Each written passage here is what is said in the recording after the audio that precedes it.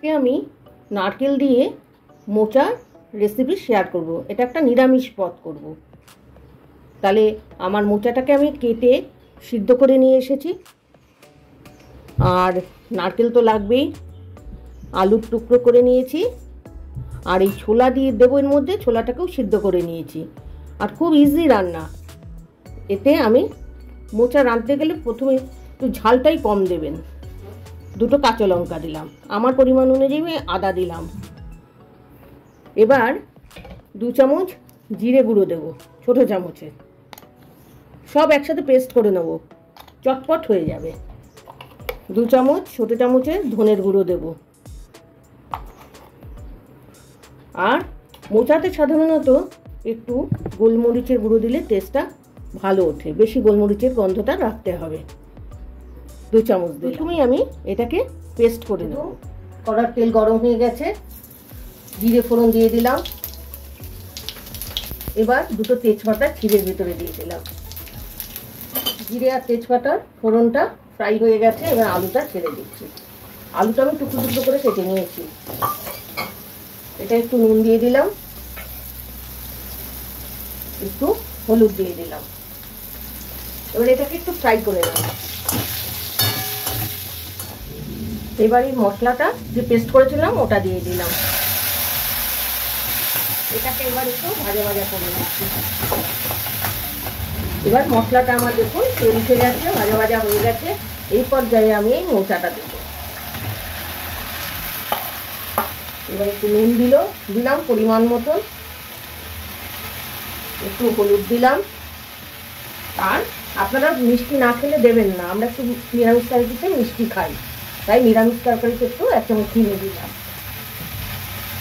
তার সাথে ছোলা সিদ্ধ করেছিলাম, 1 মুঠ ছোলা দিয়ে দেবো। দিয়ে এবার ভালো করে নেড়ে নেব, ভালো করে মিশিয়ে ঢেকে দেবো। এবার এটাকে ভালো করে ভাজা ভাজা করবো, নেড়ে চেড়ে।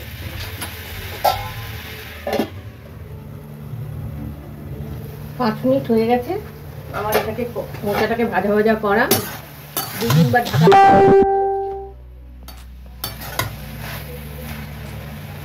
এবার আমি এই নারকেলটা দিয়ে দেবো পুরোটাই। নারকেলটা একটু বেশি দেবেন, তাতে স্বাদটা বেশি বাড়বে। নিরামিষ তরকারি যেহেতু, এটাকেও আমি নারকেলটা দেওয়ার পরে আবার একটু ঢেকে দেবো, ভাজা ভাজা করবো।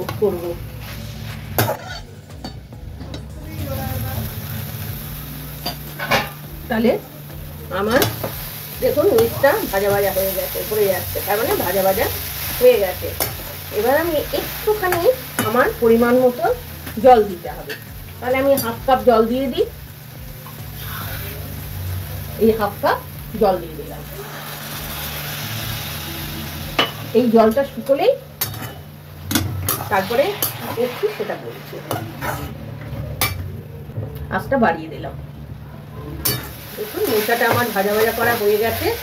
এবার এর মধ্যে আমি 2টো চেরা কাঁচা লঙ্কা দিয়ে দেবো, আর ঘি দেবো। ঘি আপনারা স্বাদে আপনাদের সাথে আপনাদের মোচায় দেবেন রান্নায়। আমি আমার মতন 1 চামচ ঘি দিলাম, ছোটো চামচে। আর গরম মশলা দেবো 1 চামচ দিয়ে এটাকে ভালো করে নেড়ে নেব, ভাজা ভাজা করবো। আর দেখলেন তো কত সহজ পদ্ধতিতে নিরামিষ পদ নারকেল দিয়ে মোচা দিয়ে হয়ে গেল। আপনারাও বাড়িতে এইভাবে রাঁধবেন।